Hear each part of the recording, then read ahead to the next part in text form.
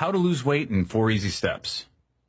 Step 1, no beer. Every time you drink a beer, it's like eating 7 slices of bread. That's a lot of unnecessary carbs.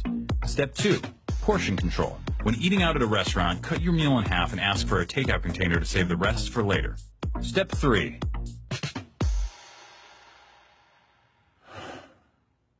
have your heart broken.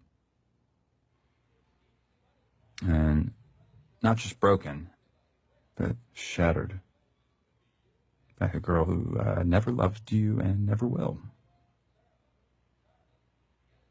Try to get your shit together and join a gym. Start going to the gym regularly, and even though you don't know that much about exercise and you're way too weak to do pretty much anything but lift 5-pound weights with the old people, do it until your sweat makes a puddle on the floor. Then go home and go to bed. And the next day do it again. And then again. And then again. Then go to work and listen to stories of your ex-girlfriend fucking around with gross and terrible people. Stories from your coworker friends who think they're doing you a favor. Pretend that it doesn't bother you. Pretend that being forced to see your ex at work every day isn't fucking killing you. Pretend that everything's fine. Go to the gym and make more puddles of sweat. Buy books. Learn about different muscle groups and how they work together. Plan out your week of meals. Try to forget her. Back to the gym, more puddles of sweat. You're a piece of shit. You are a piece of shit. You are a piece of shit. After the gym one night, go all the way up to the top of the parking garage and walk all the way to the back. Look out at the lights of the skyscrapers of downtown and think about how every single one of those office lights represents a person. Try to imagine how they feel, what they're doing. Then realize that most of those lights are probably shining into offices with no one in them. Realize you're alone, that you're staring at no one. Become cripplingly depressed and try to locate your car. Go to sleep, go back to work, go to the gym, sweat, freak the fuck out on your ex. The next day, apologize. One day, she wears the necklace you bought her and tells you that she got it from someone really special. That night, you discover that Slayer's Angel of Death might be the perfect song to do squats to.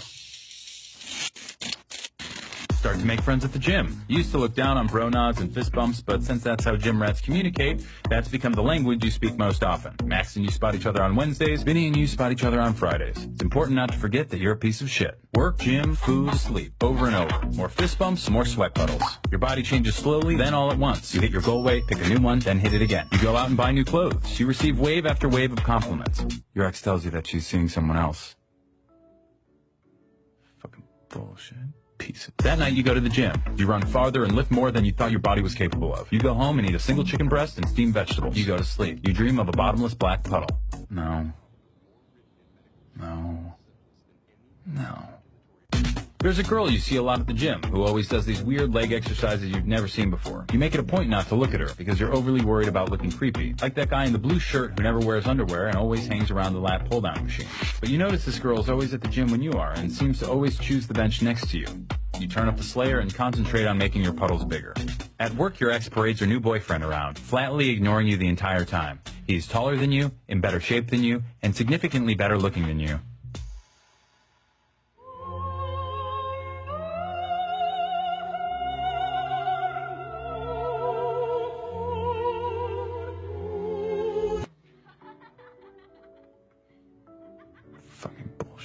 That night, you bench press double your body weight. You sneak a photo of yourself in the mirror and email it to yourself with the subject heading, "You are a warrior." The next day, you are more disgusted with yourself than you've ever been, and you delete it immediately. You make puddle after puddle after puddle and eat single chicken breasts and work and sleep over and over and over and over and over and over. And then something different happens. A night comes when you're not the last person in the gym. It's you and the girl who does the weird leg exercises. You end up walking out at the same time. Her name is Melissa, and she works close by. She asks you out to dinner on Friday, promising it'll be healthy. The leg exercises are pivoting curtsy lunges. You start seeing Melissa a lot, both inside the gym and out. You add a couple cheat days to your week. You start getting a lot less sleep. Your ex calls you late at night, but you don't answer. One night, you're walking Melissa to her car, and she says she wants to show you something special. You both stand there in the dark, looking out over the lights of downtown. "Isn't it pretty?" she says, "with all those lights?" You tell her that you think it is, but it also makes you feel sad. All those lights mean nothing. They're just shining into cold, lonely offices with nobody in them. But Melissa tells you that each light is an empty office, but they're only empty because the people have all gone home for the day. Each one's a person who's at home, happy with the one they love.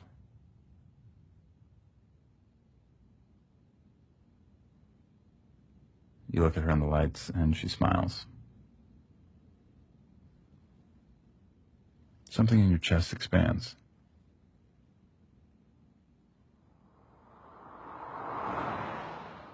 Late one Sunday afternoon, you're writing out your rent check and realize it's been exactly a year since you started working out. You think of all those miles you've run, those pounds you've lifted, and chicken you've eaten, and puddles you've made, and it doesn't seem that bad. You realize that it's not about hitting a goal weight or lifting weights. It's about waiting, being patient, and trusting that life will slowly inch along and things will get better. After all, change takes time. But time is all it takes.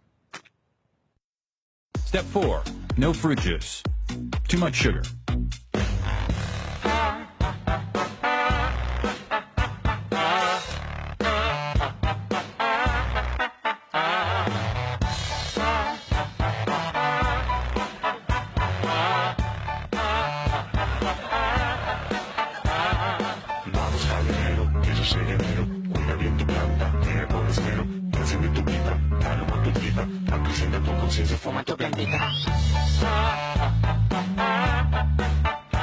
Por eso baila sin control de tu mente crítica, percibe la realidad como mágica.